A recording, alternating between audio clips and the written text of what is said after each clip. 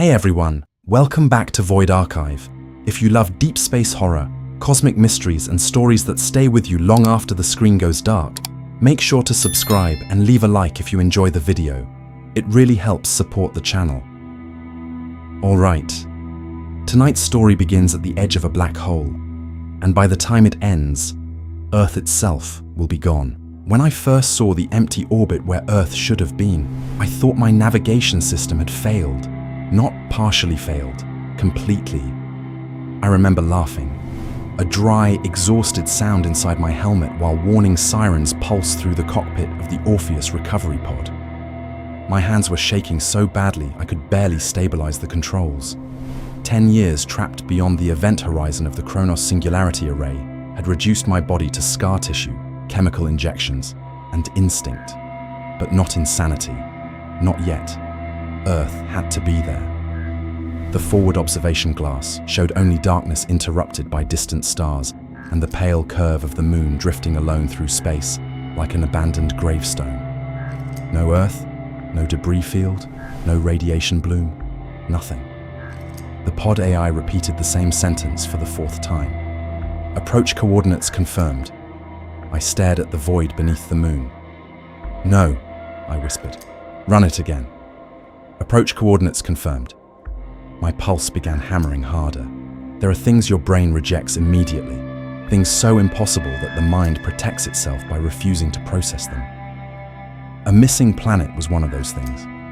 I checked the timestamps. Mission elapsed time since the Kronos collapse. 13 years. 4 months. I blinked at the number. 13. For me, it had been 10. 10 years inside the black hole. At least, I thought it had been 10. Time never moved correctly in there. Sometimes weeks passed in minutes. Sometimes I watched my beard grow while a frozen droplet of blood hovered motionless in front of my face for hours. I remembered hunger, cold, the station groaning around me like a living ship buried beneath an ocean, and voices. God, the voices. I pushed the memory away before it could settle in. The pod drifted silently toward lunar orbit. Every long-range communication band returned static. No military frequencies, no civilian chatter, no navigation beacons. Humanity had filled near-Earth space with noise for over 2 centuries. Now there was nothing. The silence frightened me more than the black hole ever had. I opened a transmission anyway. This is Commander Elias Vey of the Kronos Deep Field Initiative requesting immediate response. Static crackled. I repeat, this is Commander Elias Vey. Please respond. Nothing. Then, a voice answered. You carried us back. My blood froze. The transmission lasted less than a second before collapsing into distortion. I knew that voice. Captain Ren Ishida, dead for 13 years. I shut the comms off immediately. My breathing became shallow. No, that was impossible. Ren died during the initial containment failure. I saw the singularity tear through Deck C. Saw the corridor fold inward like paper. Saw him disappear. The pod drifted onward. Outside the glass, the moon rotated slowly beneath me. Massive structures covered parts of the surface now. Black geometric towers clustered around old colonial zones. Some still had lights. Relief hit me so suddenly it almost hurt. People. There were survivors. I engaged docking telemetry toward the nearest lunar facility. No response. The station accepted my request automatically. That was wrong too. Every colony required authentication protocols after the Europa Plague riots, but the docking corridor opened without challenge, as if it had been waiting for me. The hangar lights flickered when I entered. Dust floated through the air. Not recent dust. Thick accumulation. Years of neglect. My boots touched the floor with a metallic clang that echoed far too long. I removed my helmet slowly. The air smelled sterile, recycled, unused. Hello, I called. No answer. Emergency lights painted the corridors in dim red bands as I moved deeper into the station. Most doors stood open. Personal belongings remained exactly where they'd been abandoned.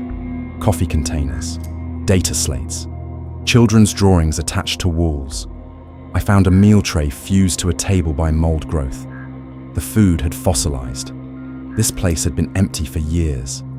I reached the central operations chamber 30 minutes later. The screens were still active. That was the worst part. The station wasn't dead. It was simply abandoned. Thousands of automated systems continued performing duties for people who no longer existed. I accessed the main archive. The final recorded message appeared, instantly. Not because I searched for it, because the system prioritized it. The video began with heavy static. A woman appeared on screen wearing United Earth Command insignia.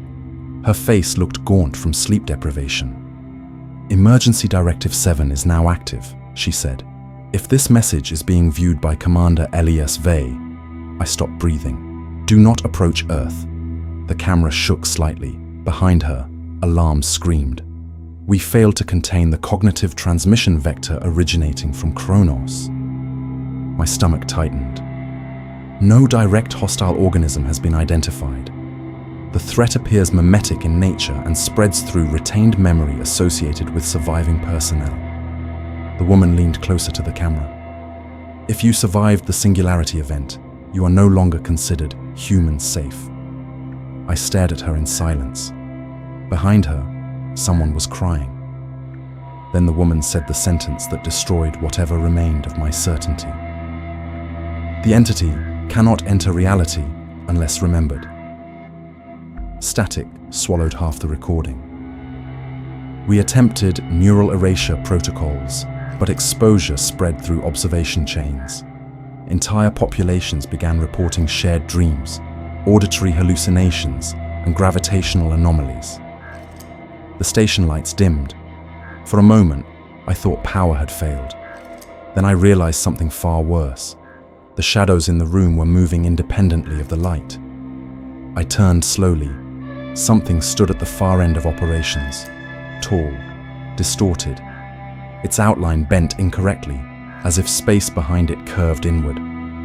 I couldn't focus on its face because every time my eyes reached it, my vision blurred.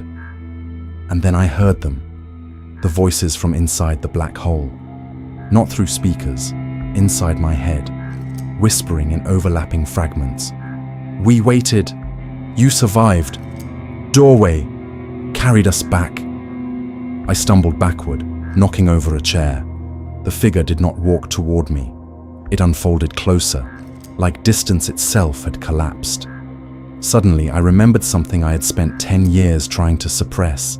The final days inside Kronos Station.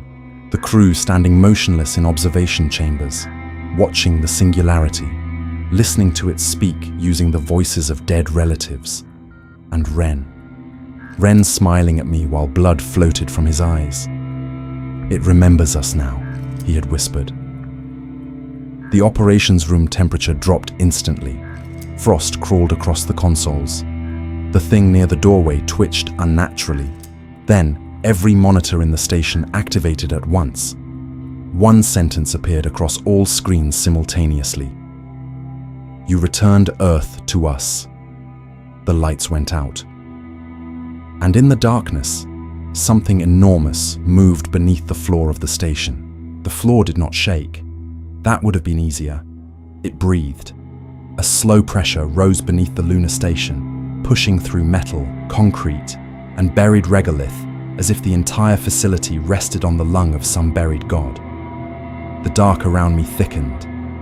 Not absence of light, but presence. A black pressure that pressed against my skin and waited for me to give it shape. I sealed my eyes shut. That was the first rule I remembered from Kronos. Do not look directly at what memory has invited. I moved by touch, one hand sliding across frozen consoles, the other gripping the emergency flare from my suit belt. My fingers were numb. My breath came in sharp pulls. The voices followed. Ren's voice first. "Elias," he said softly, "you left me." "I know," I whispered. The station groaned. A woman laughed behind me. My mother, dead 20 years before Kronos. Then my younger brother. Then Dr. Hale, who had burned alive when the containment rings failed. Every remembered dead person arrived wearing the exact wound my mind had preserved. That was how it fed. Not on bodies, on recognition. I bit the inside of my cheek until blood filled my mouth. Pain made the world simpler. I found the emergency stairwell and climbed down toward the command bunker. The final message had mentioned Directive 7. If Earth was gone, someone had ordered it gone. Someone had left instructions. The bunker door was sealed by old military encryption. My access codes should have been extinct. They worked. Inside, the air was colder than the corridor. Rows of dead officers sat strapped into command chairs. Their bodies had mummified in the dry, recycled atmosphere. Each one faced the central display. On it was a map of the solar system. Earth's orbital path glowed in blue, but the planet itself was marked with a single word: concealed. I stared at it. Not destroyed. Concealed. A file opened automatically. United Earth Command. Final planetary action. Authorized 13 years ago. The recording showed Earth from orbit, wrapped in cloud and blue light. Then the oceans shimmered. Continents blurred. The planet's gravitational signature folded inward behind a lattice of engineered dark matter. Humanity had not fled. They had hidden the world. They had turned Earth into a blind spot in reality. A second recording began. The same gaunt woman appeared. "Commander Vey," she said. "If you are seeing this, then the containment blindness failed to keep you away." Behind her, Earth filled the viewport. We learned the entity could not locate matter, only meaning. It followed memory, grief, names, images. Every person who remembered Earth as home became a beacon. Her voice cracked. So we did the unforgivable. We erased Earth from every archive, every navigational system, every exposed mind we could reach. Those who refused treatment were evacuated to lunar quarantine. I looked at the dead officers. Quarantine. We buried the planet behind forgetfulness, she continued. And we left the moon as bait. The lights flickered. A shape appeared in the reflection of the display behind me. Ren. Not the broken thing from Kronos. Not the bleeding man from my memory. Ren, as he had been before the collapse, calm and exhausted, with kind eyes. I did not turn. "You can stop this," he said. "No," I answered. "You are not him. I am what remains because you kept me." His reflection stepped closer. "You remembered my voice in the dark. You remembered my fear. You remembered the way I begged you to open the hatch." I clenched my jaw. The hatch. Deck C had been collapsing. Ren and 9 others were trapped beyond the pressure bulkhead. I had command authority. I had power for one override. Open the hatch and lose the escape pod. Seal it and save myself. I had sealed it. For 10 years inside the black hole, that soundless decision had slept beside me. Now it stood behind me, wearing Ren's face. "You carried us back," he said. The monitors changed. Images flashed across them. Earth cities, children, rain on windows. My father's hands repairing an old telescope.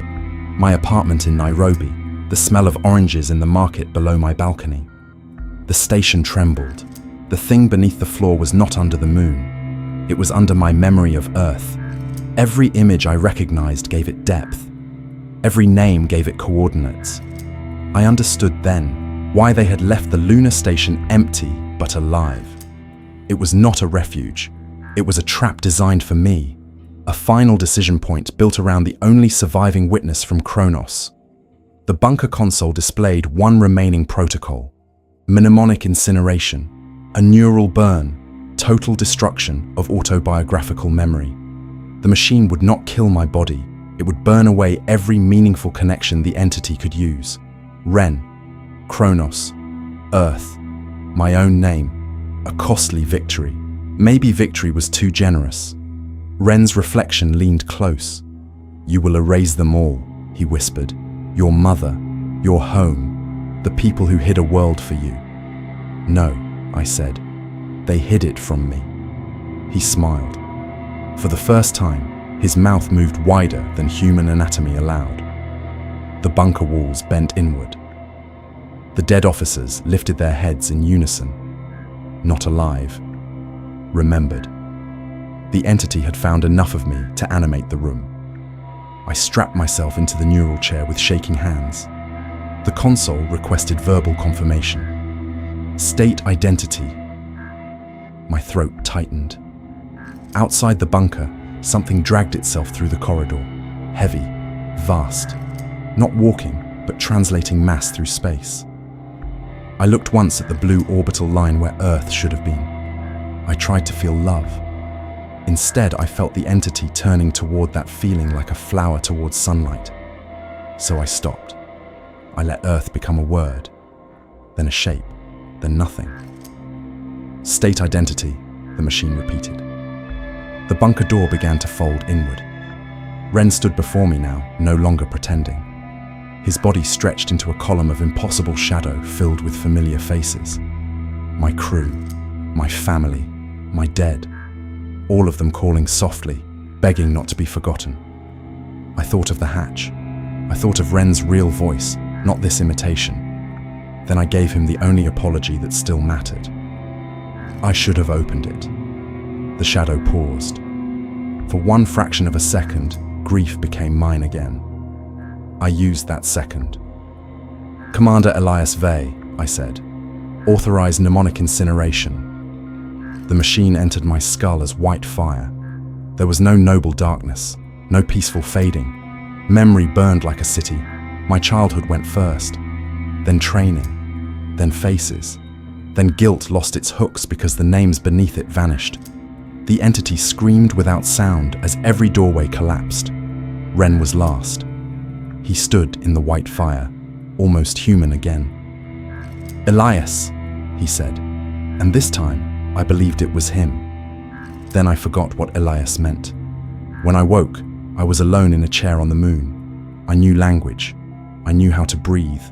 I knew the buttons beneath my hands controlled emergency systems, but I did not know my face.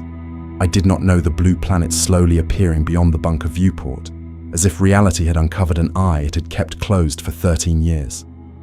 Earth returned in silence. Beautiful, unknown. A final message blinked on the console. Threat vector severed. Then another line appeared beneath it. Residual phrase detected.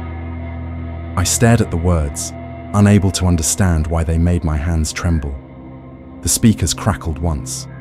A voice whispered through the empty station. You carried us back. And somewhere inside my hollowed mind, something almost remembered being afraid. And that's where we'll leave tonight's transmission. Somewhere out there, beyond the edge of every map we've ever drawn, maybe there are things that don't hunt our bodies, only our memories. Things that wait patiently inside grief, inside guilt, inside the names we refuse to let go of. And maybe the scariest part isn't that Elias survived the black hole. Maybe it's that a part of it survived him. If you enjoyed tonight's story, let me know down in the comments what you think really happened at the end. Did the mnemonic burn truly destroy the entity's connection to Earth? Or did that final whisper mean the door never fully closed?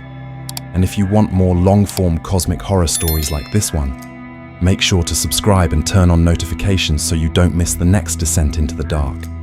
Until next time, sleep carefully.